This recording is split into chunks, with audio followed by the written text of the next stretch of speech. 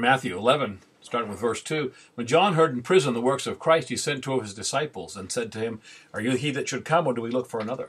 Jesus answered and said to them, "Go and show John again those things which you see and hear. The blind receive their sight, the lame walk, the lepers are cleansed, and the deaf hear, the dead are raised, and the poor have the gospel preached to them." Doubt is the opposite of faith.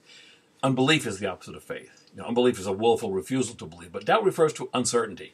And doubt is forgivable. God doesn't condemn us when we question him. Job, David repeatedly questioned God and weren't condemned. See, God is big enough to handle our questions and our doubts. If we have a relationship, we need to go to him with it. Struggling with God is a sure sign we have faith. If we never struggle, we probably will never grow. In our text, Herod has put John in prison because he rebuked him, remember, for his gross sexual sin. He's in prison. Of course, he's understandably confused. And so he sends to Jesus with a question. Are you the one who's to come, or should we look for somebody else? It's a powerful question if you think about it. And it might bug some people that John has come to this doubt. He's the one who made the earliest public confession of Jesus. Remember in John 1:29, "Look, the Lamb of God that takes away the sin of the world." And then down verse 34, I testify this is the Son of God. So John knew who Jesus was. How could he have doubts now?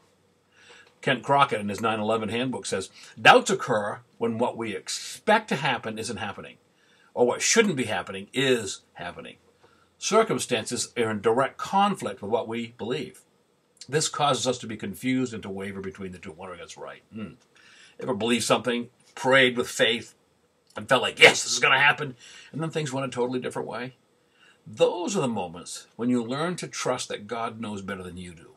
But man, those moments can bring doubts. See, doubt is something that people face at one time or another. And the real question is, what do you do with your doubt? Do you let it fester and destroy you, or do you deal with it? John had doubts, and he did exactly the right thing. He took it right straight to Jesus. And Jesus didn't rebuke John. He just gave him reason to hope again. He could now die in peace. If you have doubts, head to Jesus with them. It's okay to ask why, and you may even get an answer. You ponder that. Pastor Steve.